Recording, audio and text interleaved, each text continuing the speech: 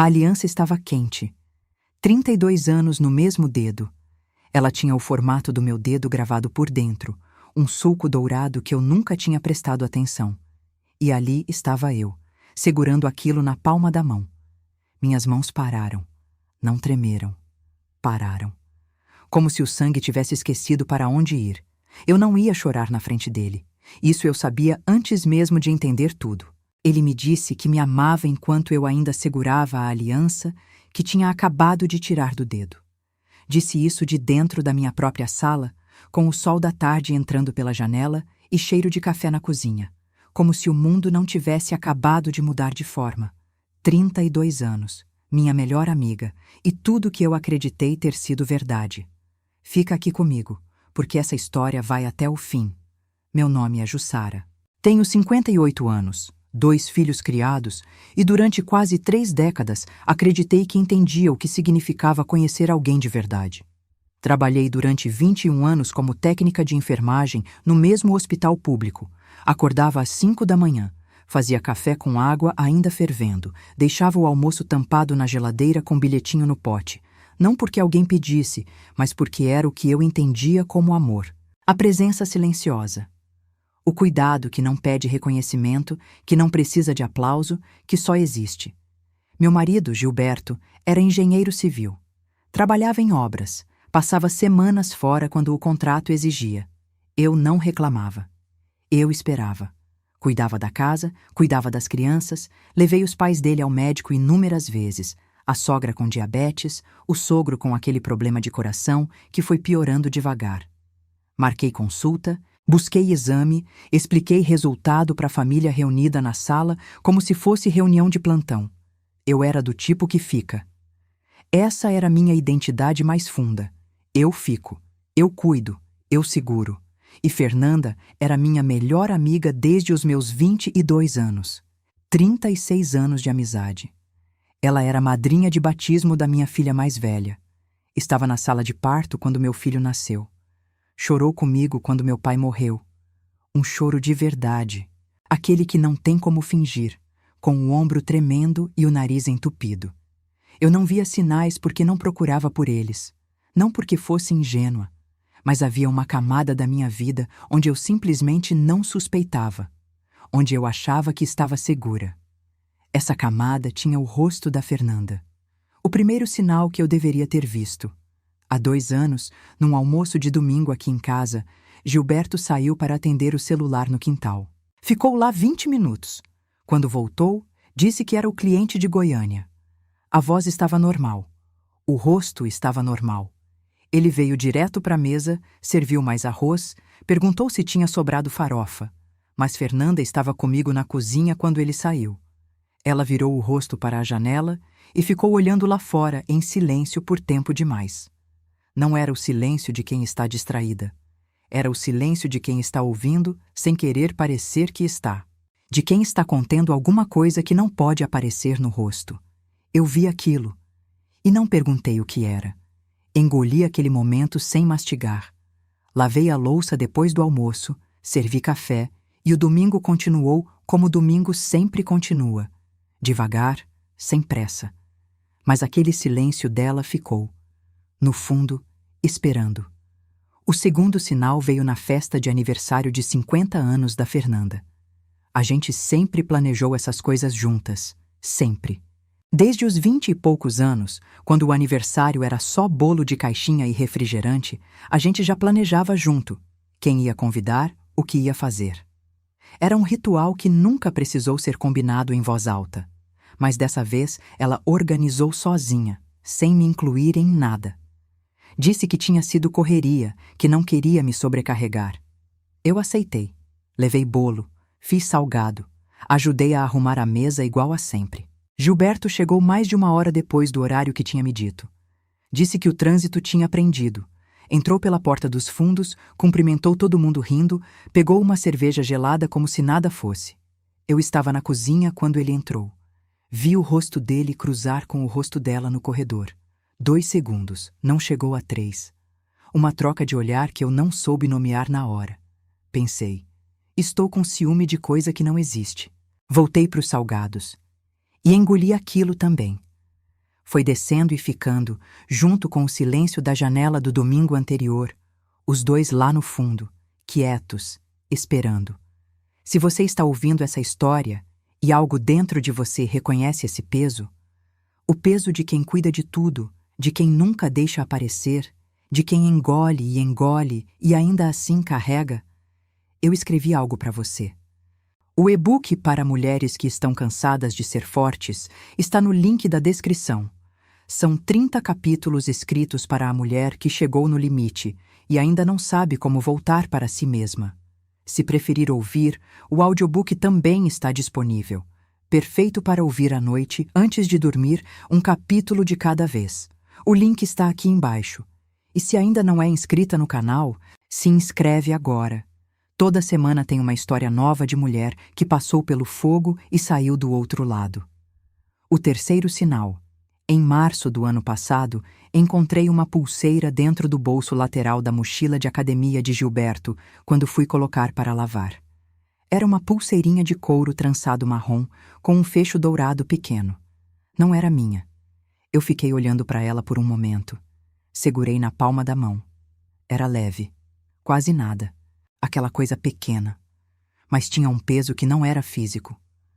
Perguntei a ele. Ele disse que tinha achado no vestiário da academia e esquecido de jogar fora. Disse com naturalidade, sem hesitar, com aquela segurança de quem já pensou na resposta antes da pergunta chegar. Eu botei na lixeira. Não falei mais nada, mas naquela noite fiquei olhando para o teto por mais tempo do que o normal. Não pensando em nada específico, só olhando. A pulseira continuava lá, no fundo da memória, esperando. Porque a gente engole. A gente engole e engole e engole. Por cansaço, por medo, por amor, por não querer ser a mulher que desconfia de tudo. E os sinais ficam lá, empilhados, cada um esperando o próximo, até que não tem mais como engolir. Quando eu e Gilberto nos conhecemos, eu tinha 26 anos e ele 28. Ele apareceu numa festa junina da paróquia onde eu cantava no coral. Estava de chapéu de palha torto e tinha um sorriso que começava devagar, como se estivesse pedindo licença para aparecer. Me chamou para dançar forró. Eu disse que não sabia. Ele disse que também não. A gente pisou nos pés um do outro durante a música inteira e riu tanto que o padre olhou torto para nós dois.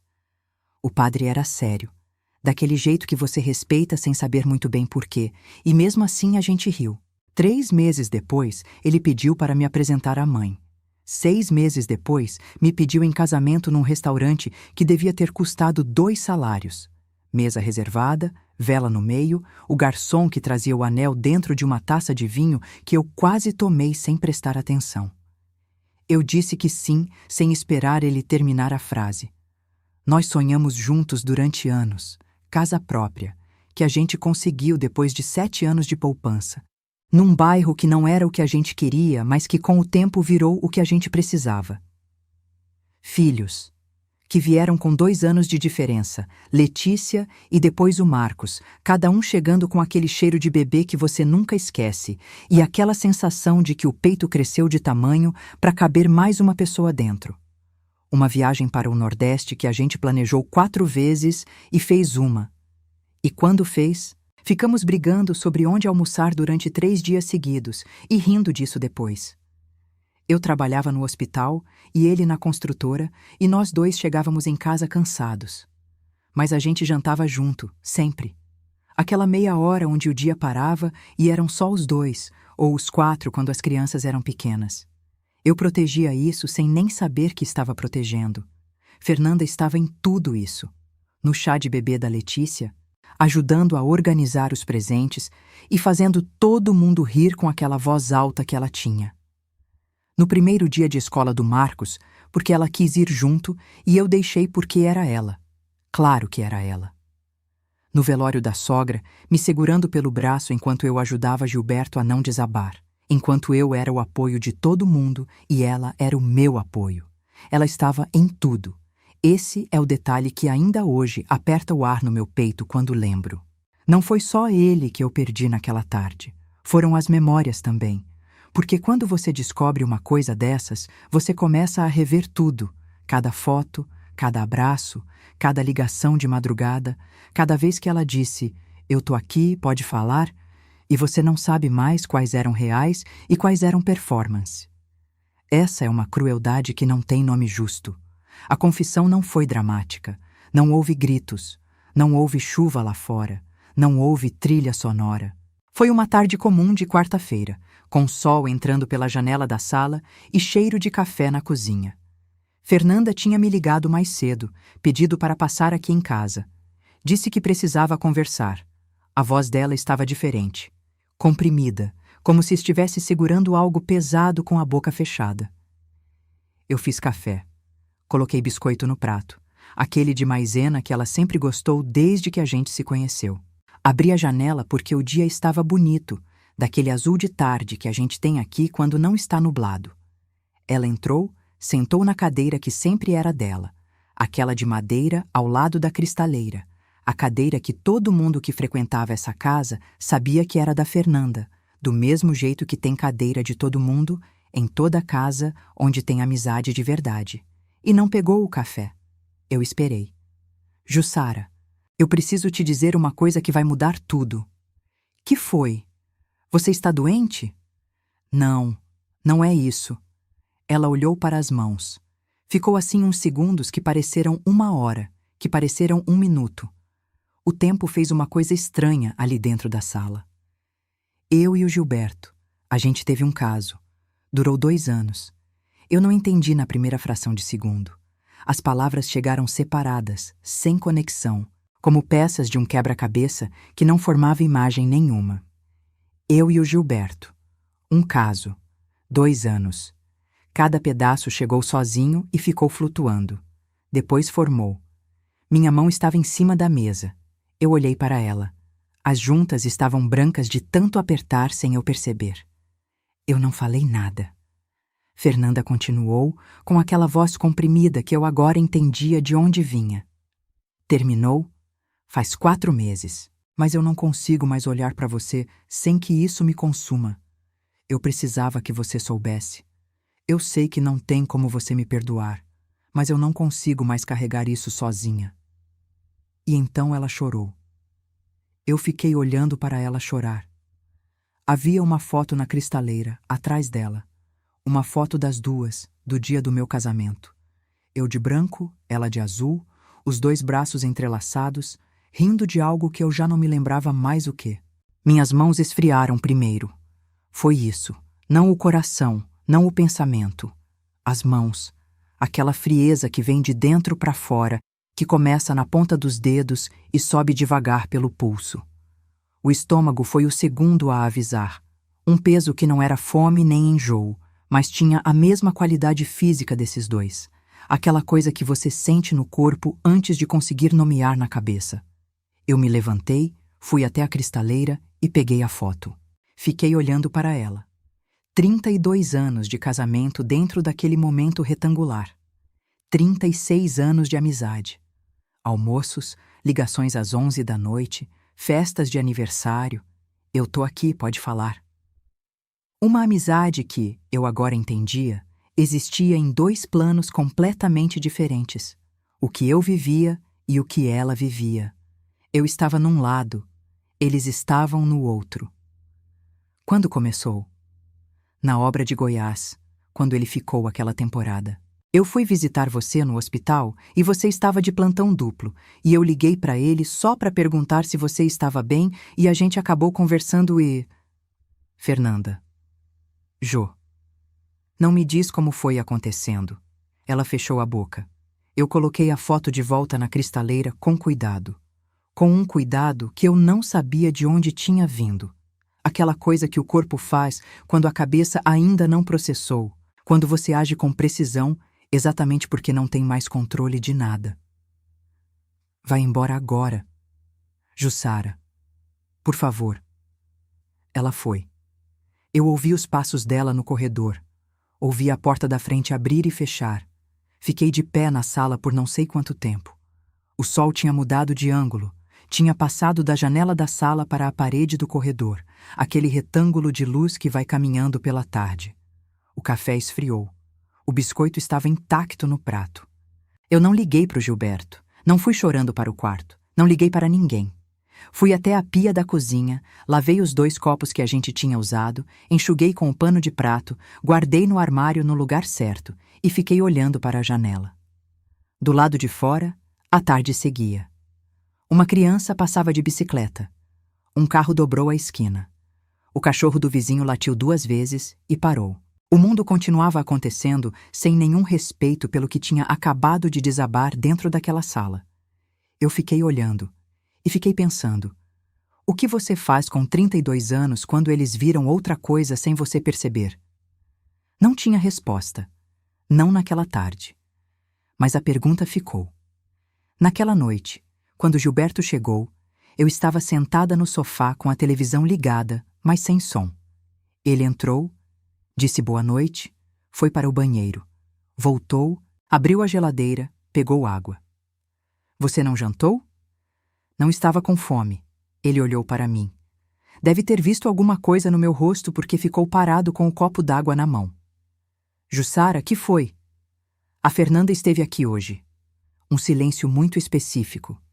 O tipo que tem forma, o tipo que você reconhece mesmo sem nunca ter vivido antes, porque tem uma qualidade diferente do silêncio normal, uma densidade, como se o ar tivesse ficado mais pesado de repente. Ah, é. O que ela queria? Eu olhei para ele. Ele me devolveu o olhar. E eu vi. Naquele pedacinho de segundo, naquele momento antes da resposta, ele calculando, medindo o quanto eu sabia, montando a resposta certa. Ela me contou. Gilberto pousou o copo devagar na bancada. Jussara. 2 anos, Gilberto. Não foi bem assim. 2 anos. A minha melhor amiga. 2 anos. Eu sei que parece. Não me diz o que parece. Ele ficou em pé do outro lado da sala. Eu continuei sentada. A televisão iluminava o ambiente sem som nenhum. Tinha um programa de culinária passando, alguém mexendo numa panela, e aquilo tinha um absurdo que eu não conseguia processar. Eu fui fraco. Eu sei. Você sabe que eu te amo. Não sei mais o que você ama, Gilberto. Isso acabou. Faz tempo. Eu mesmo pedi para ela sumir da minha vida. Você pediu para ela sumir, mas não me contou. Eu não quis te machucar. Eu senti uma coisa subir pelo peito. Não raiva. Raiva teria sido mais fácil. Era outra coisa, mais fria, mais calma do que eu esperava. Você não quis me machucar. Em 2 anos de me machucar, você não quis me machucar. Jussara, por favor. Você foi ao aniversário de 50 anos dela. Chegou tarde. Disse que era o trânsito. Ele não respondeu. Eu joguei a pulseira fora, Gilberto. Acreditei em você. Joguei fora e não pensei mais nisso porque eu acreditei em você. Aquilo foi o fim. Não o fim da conversa.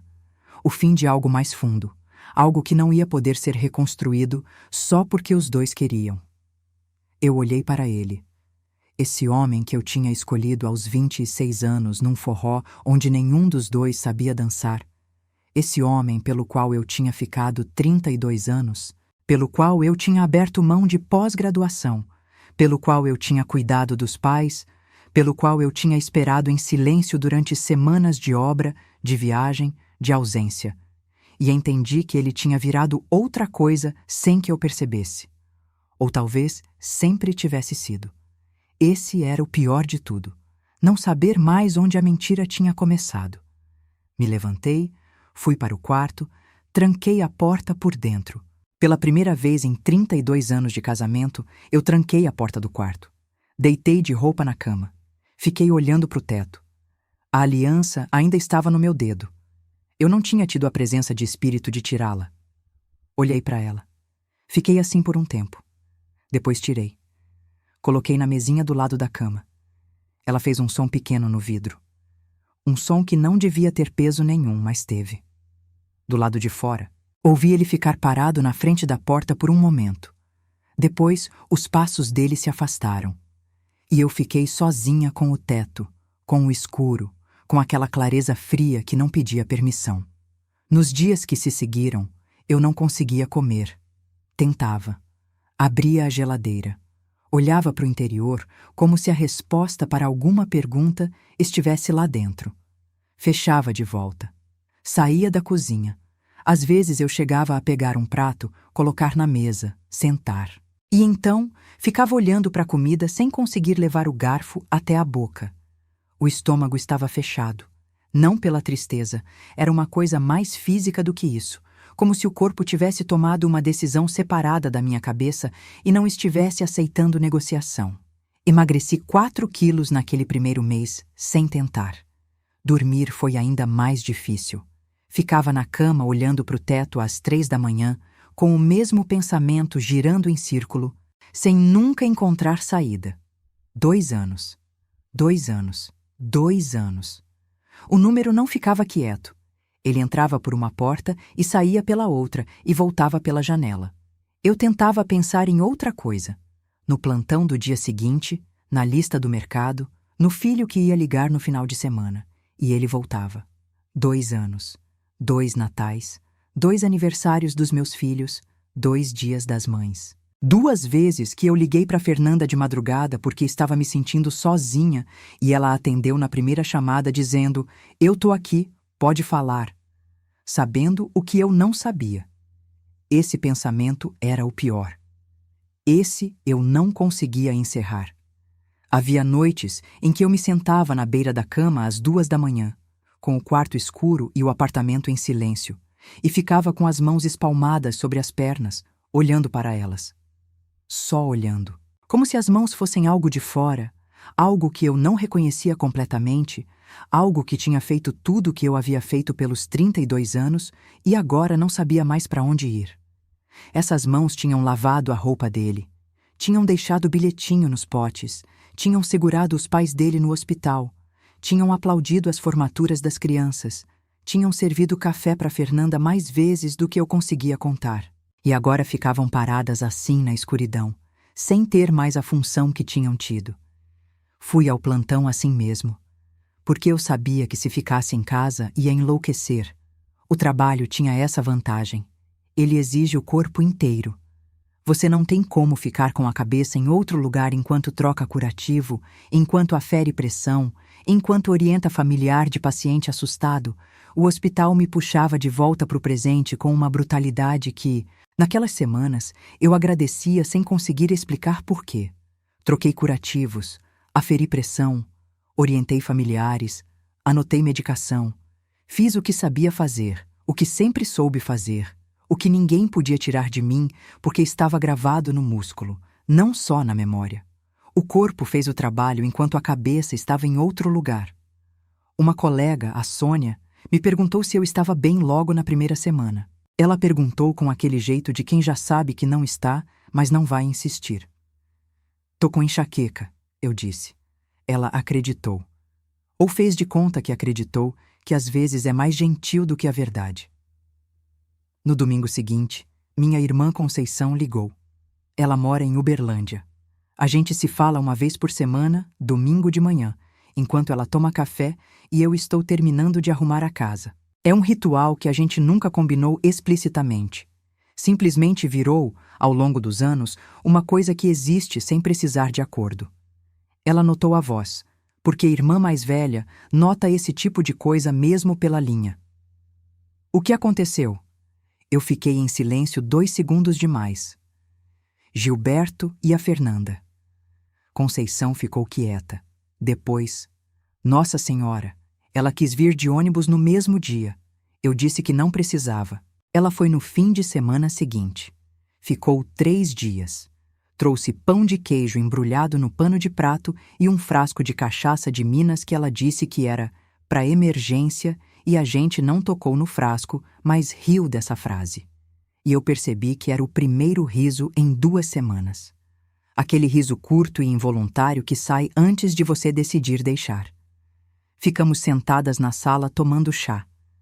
Ela não sabia o que dizer, o que era honesto, porque não tem o que dizer nessas horas. Você aprende isso quando alguém que você ama passa por uma coisa assim, que presença é mais do que palavra, que às vezes ficar em silêncio do lado é tudo que se pode oferecer. Ela pegava na minha mão às vezes, apertava forte, soltava. Ficava assim. Era amor.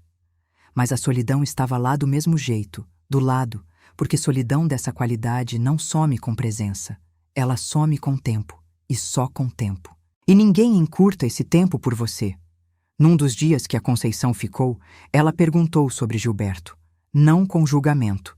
Perguntou como ele estava se comportando, se estava tentando conversar, se tinha saído de casa. Eu disse que não tinha saído, que dormia no quarto de hóspedes, que tinha tentado conversar 3 vezes. Ela ficou em silêncio um tempo. E você? Você quer ouvir o que ele tem a dizer? Eu não sei ainda. Tudo bem não saber ainda. Aquela resposta dela foi uma das coisas mais gentis que alguém me disse naquele período. Porque todo mundo ao redor parece querer que você tome uma decisão. E às vezes você não tem. Às vezes você está só sobrevivendo o dia, e isso já é suficiente. A Letícia, minha filha mais velha, ficou sem saber como chegar perto. Ela tem 30 anos, mora aqui na cidade, é fonoaudióloga. Uma mulher inteligente, sensível, que herdou da mãe o jeito de cuidar dos outros antes de cuidar de si. Quando ela veio me ver naqueles primeiros dias, ficou com aquela expressão de quem está com medo de dizer a coisa errada. Mãe, o que você vai fazer? Eu não sei ainda, minha filha. Você quer que eu fale com o pai? Não. Isso é entre mim e ele. Ela ficou me olhando com uma dor que eu reconheci porque é parecida com a minha. A dor de quem ama alguém que está sofrendo e não consegue fazer nada de concreto para aliviar. Ela também amava a Fernanda. Fernanda era a madrinha dela. Tinha uma foto das duas na parede do quarto. Uma foto de quando a Letícia tinha uns 12 anos e a Fernanda a carregava nas costas num parque, as duas rindo. Eu perguntei um dia se ela tinha tirado a foto do quarto. Ela demorou para responder. Tirei, mas não joguei fora. Eu entendi. Porque a gente não sabe o que fazer com as memórias que ficaram marcadas por alguém que nos falhou. Você não consegue simplesmente apagar, mas também não consegue mais olhar da mesma forma. Então você guarda numa gaveta e não sabe ainda o que vai fazer com aquilo, e tudo bem não saber. Essa parte dói de um jeito que não tem nome. O Marcos, meu filho, mora em São Paulo. Trabalha numa empresa de tecnologia. Casou ano passado com uma moça de lá. Quando ele ligou e eu contei, do outro lado da linha ficou um silêncio que eu senti até no estômago.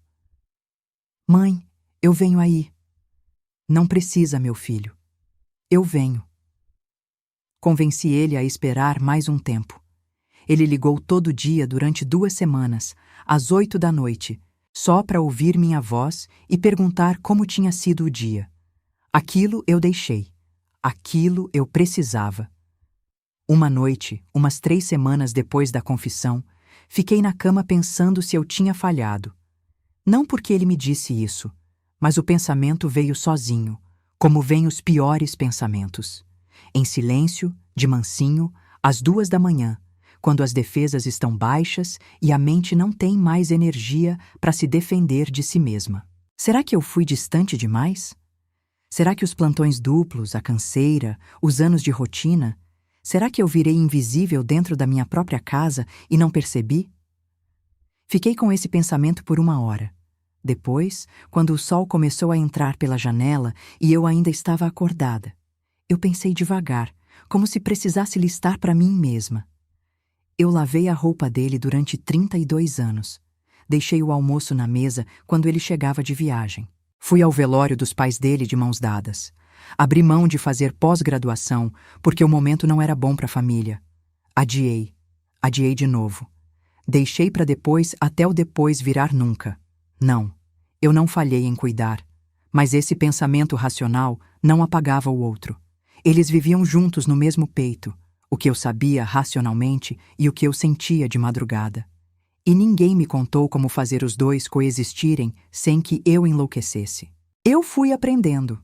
Devagar, sem manual, a coexistência é possível, mas custou, e ainda custa às vezes. Gilberto tentou conversar 3 vezes naquele período. Na primeira, eu disse que não estava pronta. Ele respeitou.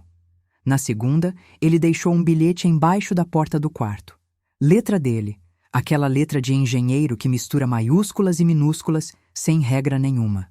Ele escreveu: Jussara, eu sei que não mereço ser ouvido, mas eu te amo e quero tentar. Só isso. Eu li, dobrei com cuidado, guardei numa gaveta. Não sei por que guardei. Talvez porque jogar fora parecesse uma decisão que eu ainda não estava pronta para tomar.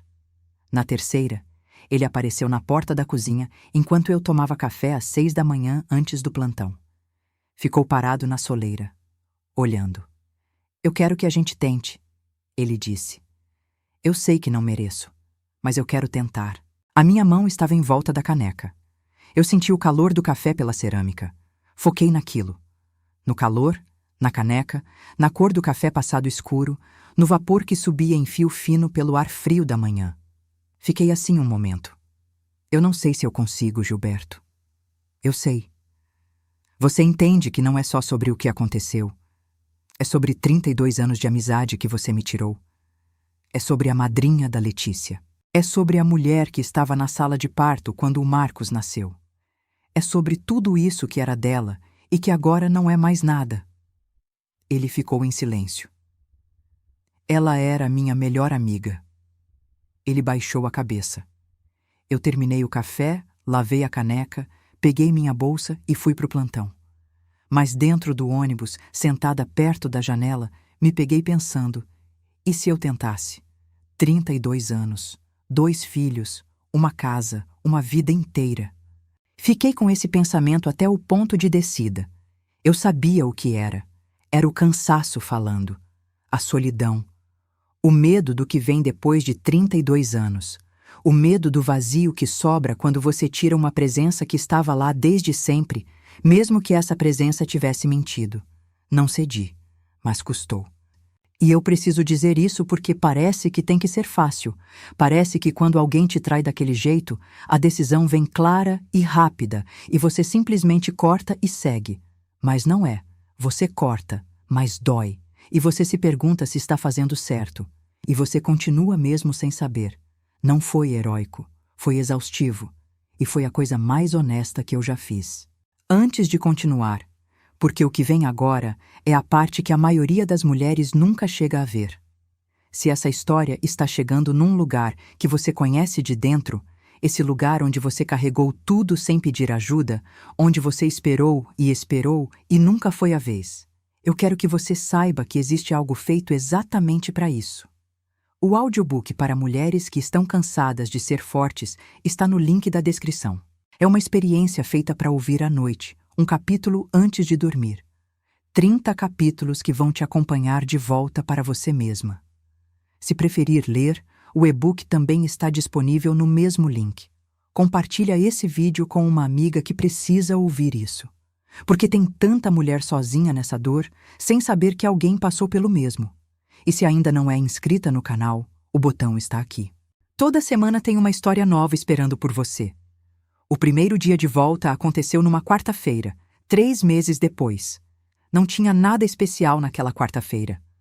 O sol entrava pela janela do banheiro do mesmo jeito que sempre entrou, pela fresta do persiano, aquele retângulo de luz que cai sempre no mesmo azulejo cinza, o que está um pouco mais gasto que os outros, porque ali sempre bateu o sol primeiro. O espelho mostrava o mesmo rosto que sempre mostrei, mas eu fui até o chuveiro. Era a primeira vez em 4 dias que eu conseguia ir. Não por preguiça, por peso. Tinha um peso que ficava no corpo naquele período. Uma coisa física mesmo, como se os membros tivessem ficado mais densos. Levantar da cama custava, ir até o banheiro custava, abrir o chuveiro custava. Cada um desses passos pequenos, que num dia normal você faz sem pensar, naqueles dias, exigia uma decisão consciente. Naquela quarta-feira, custou o de sempre. Mas eu fui. Abri o chuveiro. Entrei. Lavei o cabelo com calma. Shampoo, depois condicionador, como eu fazia antes de tudo isso. A rotina do corpo segue mesmo quando a cabeça parou. Fiquei embaixo da água mais do que o necessário, não pensando em nada de útil, só deixando a água cair, deixando o barulho dela cobrir o silêncio da cabeça por alguns minutos. Quando saí, enrolei o cabelo na toalha e fiquei na frente do espelho por um tempo. 58 anos naquele rosto. 3 décadas de cuidar de todo mundo. 21 anos num hospital público. 2 filhos criados, com os joelhos ralados e as primeiras palavras e os vestibulares e os términos de namoro e as formaturas, tudo isso junto. Uma amiga que eu perdi de 2 jeitos diferentes ao mesmo tempo. E ali estava eu, ainda de pé, com o cabelo molhado e os olhos cansados e os 58 anos gravados com honestidade naquele rosto. Fiquei olhando e pensei, então é isso, então é daqui. Não foi um momento de revelação cinematográfica. Foi uma mulher de 58 anos olhando para o espelho às 7 da manhã numa quarta-feira, sem maquiagem, sem nada, e decidindo que ia continuar. Isso foi a virada. Simples, sem plateia, sem música. Mas foi real. E real era o único tipo de coisa que eu ainda conseguia confiar. 2 semanas depois, liguei para a chefia do hospital e pedi para voltar ao horário integral. A voz tremeu um pouco quando eu liguei. Só um pouco. A moça do RH perguntou se eu estava bem. "Tô voltando", eu disse. Era a resposta mais honesta que eu podia dar. Voltei no dia seguinte. Peguei o jaleco branco, coloquei, fui pro corredor. A Sônia me viu chegando e disse, simples, sem drama: "Que bom que você voltou." 3 palavras. Mas eu senti o peso delas. O peso bom, o peso de quem percebe que é necessária, que é vista, que existe para além daquela dor que tinha ocupado tudo. Tinha gente que me via. Tinha lugar onde eu era necessária. Tinha uma vida que estava esperando eu voltar para ela. Nos meses seguintes, eu aprendi coisas sobre mim mesma que 32 anos de casamento nunca tinha precisado que eu soubesse. Aprendi a pagar conta de luz sozinha. Aprendi a chamar o técnico quando a torneira pinga, a decidir sozinha se vale consertar ou trocar. Aprendi que eu prefiro jantar cedo, às 6, e não às 8 como ele sempre gostou. Aprendi que eu gosto de dormir com a janela aberta mesmo no frio, que o barulho da rua à noite não me incomoda, que sempre não me incomodou, que eu sempre fechei a janela por causa dele. Aprendi que eu gosto de silêncio de manhã, que não preciso de televisão ligada enquanto tomo café, que o café fica melhor quando você não está com pressa de ninguém. Coisas pequenas, mas quando você está reconstruindo do zero, as coisas pequenas têm um peso que as grandes não têm, porque as coisas pequenas são o dia a dia. São os 70% da vida que não aparecem em nenhuma história épica, mas que compõem quem você é, o que você tolera, o que você prefere, o que você escolheria se ninguém estivesse olhando. Eu fui me descobrindo por essas brechas pequenas. E cada descoberta era ao mesmo tempo uma alegria e uma tristeza. Alegria de encontrar. Tristeza de perceber que tinha levado tanto tempo para poder me perguntar. 2 meses depois, assinei os papéis no cartório. A mão estava fria. O papel estava sobre a mesa do tabelião, um senhor de uns 60 anos com expressão neutra, profissional, que olhou para mim sem pena e sem curiosidade excessiva, como quem já viu tudo e entendeu que cada história tem o seu peso específico e não é da conta dele. Eu agradeci internamente por isso. Não precisava de pena. Precisava de caneta e de papel. Assinei. Olhei para o papel por um segundo depois de assinar. Dobrei a cópia, coloquei na bolsa. Saí para o sol. A rua estava barulhenta. Um ônibus passou, 2 crianças corriam na calçada de uma escola ali perto. Uma senhora vendia caldo de cana na esquina com aquela máquina velha, que ainda é a mesma de quando eu era menina. A vida comum do Brasil seguia. Eu fiquei parada na calçada por um momento, deixando o sol bater no rosto. Não pensei em nada em particular. Só fiquei ali, de pé, no sol. E aquilo foi suficiente. No dia em que percebi que estava bem, eu estava no mercado escolhendo pão de forma. Não tem como fazer isso mais mundano. Mas foi isso. Estava na frente da prateleira, comparando 2 tipos de pão, e percebi que não estava pensando nele. Não estava pensando nela. Não estava repassando aquela tarde de quarta-feira, aquela voz comprimida, aquele silêncio da sala depois que ela foi. Estava pensando no pão. Peguei o que eu sempre gosto, aquele de forma integral com gergelim, que ele nunca quis porque achava enjoativo, que eu comprava às vezes, mas sempre com uma discreta sensação de que estava escolhendo errado, e coloquei no carrinho sem hesitar. Continuei andando. 3 corredores depois, me peguei sorrindo sem saber por quê. Guardei aquele sorriso. Era meu. Só meu. Sobre o amor novo. Eu preciso dizer como ele chegou, porque chegou de um jeito que eu nunca teria inventado se estivesse escrevendo uma história. Não foi num aplicativo. Não foi numa festa. Não foi pelo impulso de preencher um espaço vazio com qualquer coisa que coubesse ali. Foi numa caminhada. Eu tinha começado a caminhar no parque perto de casa aos sábados, logo depois que assinei os papéis. Não por saúde, ou não só por saúde. Era porque precisava de um lugar onde eu pudesse existir em silêncio, sem que ninguém me fizesse perguntas. O parque tem aquela qualidade que poucos lugares têm. As pessoas estão lá, cada uma com o próprio ritmo, e ninguém te deve nada, e você não deve nada a ninguém. Eu gostava disso. Nas primeiras semanas, eu só andava.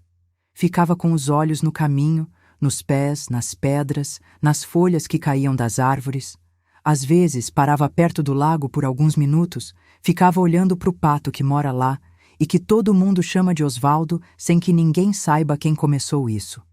Numa das primeiras vezes, tinha um homem num banco lendo um livro. Eu passei. Ele não olhou.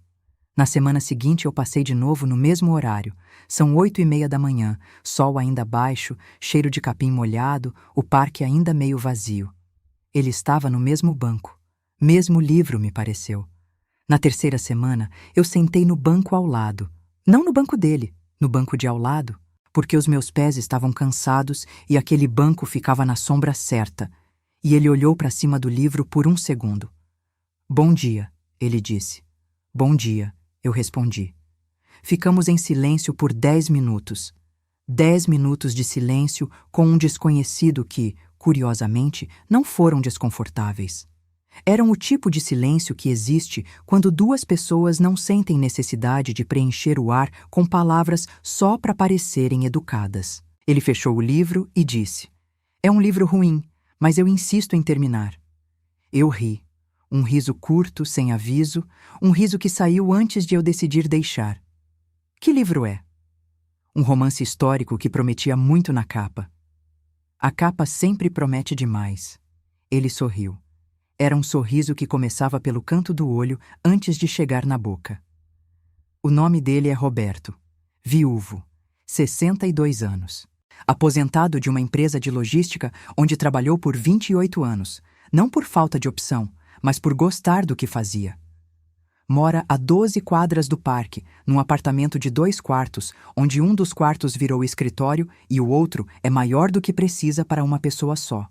Tem uma filha no Rio de Janeiro que liga toda semana e um cachorro velho chamado Tonico, um vira-lata de pelo curto e cara de cachorro que já viu muita coisa, que às vezes ele leva para a caminhada e que para em frente a qualquer banco como se estivesse convocando o dono a descansar. A gente se encontrou no banco do parque por 6 sábados seguidos antes de trocar número de telefone. Não havia urgência. Não havia aquela coisa de ter que ser mais do que era, de ter que provar alguma coisa, de ter que avançar no ritmo que o mundo espera. A gente conversava. Às vezes ficava em silêncio também, lado a lado, olhando o parque acordar. Era uma coisa nova para mim. Ficar em silêncio com uma pessoa e não sentir que precisava preencher aquele silêncio. Não precisava ser interessante. Não precisava ser suficiente. Com ele, o silêncio era só silêncio. E isso era suficiente. Ele me contou sobre a mulher que perdeu para um câncer 4 anos atrás. Falou com o tipo de honestidade de quem já passou do ponto de tentar fazer a dor parecer menor do que é. Com detalhes, com calma, com o respeito que a saudade merece quando ela é verdadeira. Eu contei sobre o casamento que perdi de outro jeito, sem morte, mas com um tipo de perda que tem o seu próprio peso específico, que deixa a sua própria marca, que não é menor só porque o outro ainda está vivo. A gente conversou sobre isso com a seriedade que merecia. Sem drama, sem performance, sem aquela necessidade de concluir alguma coisa ou de transformar a dor em lição. Às vezes a dor é só dor. E reconhecer isso junto com alguém é uma forma de intimidade que você não espera encontrar num banco de parque. Num sábado de agosto, ele chegou com 2 cafés numa garrafa térmica. "Presumi que você tomaria café", ele disse. Presumiu certo. O Tonico estava junto, deitado nos pés do banco, indiferente a tudo ao redor com a sabedoria tranquila dos cachorros velhos. Ficamos tomando café no parque enquanto o sol subia devagar entre as árvores. Ele perguntou como tinha sido a minha semana. Perguntou de verdade. Não como protocolo social, mas porque queria saber. Eu contei, e depois eu perguntei sobre a semana dele. E ele contou. Parecia simples. Era simples. Mas eu entendi naquele momento o quanto eu tinha sentido falta de uma simplicidade dessa, de uma pessoa que pergunta e espera a resposta, que está de verdade ali. Nos meses seguintes, a gente foi construindo uma coisa no ritmo que as coisas devem ser construídas quando você já sabe o peso que elas têm, sem pressa, com cuidado, com a consciência de que os dois tinham história, que a história deixa marca, que marca não é defeito, é só o sinal de que você viveu de verdade. Ele me levou num bistrô pequeno perto do centro que ele frequentava há anos, onde o garçom o chamava pelo nome e sabia que ele não gostava de pimenta. Pedimos peixe. Dividimos uma sobremesa. Creme brulee, que eu comi começando pelas bordas, como sempre faço. Ele me olhou com uma expressão de quem acabou de descobrir algo. Você deixa o centro por último. Sempre. O centro é o melhor pedaço. É estratégico. É. Ele sorriu. Aquele sorriso que começa pelo canto do olho. Você é do tipo que guarda o melhor pro final. Eu pensei naquilo. E pensei que talvez fosse verdade de um jeito que ia além do creme brulee. Voltei para casa naquela noite e fiquei sentada na varanda por um tempo antes de dormir. Pensei, tem espaço para isso. Ainda tem espaço para isso dentro de mim. E era a coisa mais boa que eu tinha sentido em muito tempo. Nos casamos numa cerimônia pequena, 11 meses depois de trocarmos o número de telefone no parque. Letícia e Marcos estavam lá.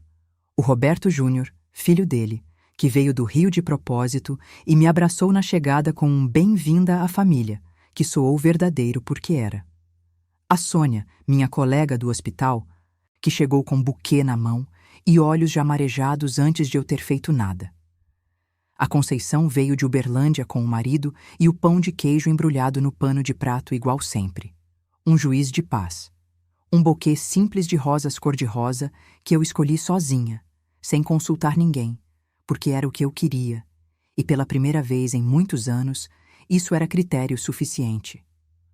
Um almoço em família, depois no bistrô, onde o garçom trouxe uma garrafa de vinho por conta da casa, porque o Roberto era cliente antigo e porque às vezes o mundo oferece uma gentileza pequena no momento certo.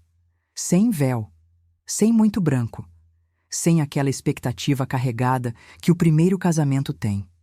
Aquela ilusão bonita de que você está escolhendo para sempre e o para sempre vai ser exatamente assim. Só a clareza de 2 pessoas que já viveram o suficiente para saber o que estão escolhendo, que já perderam, que já recomeçaram, que já aprenderam a diferença entre ficar por medo e ficar por escolha.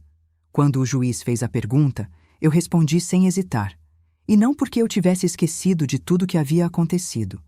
Não porque tivesse apagado os 32 anos, a traição, a tarde de quarta-feira, a aliança fria na mesinha de cabeceira, mas porque eu sabia, com uma nitidez que nenhum casamento de 26 anos me deu, o que aquele sim significava. Significava que eu tinha chegado do outro lado. Hoje de manhã, eu acordei com o sol na janela do quarto novo. O quarto ainda tem cheiro de tinta porque a gente mudou tem pouco.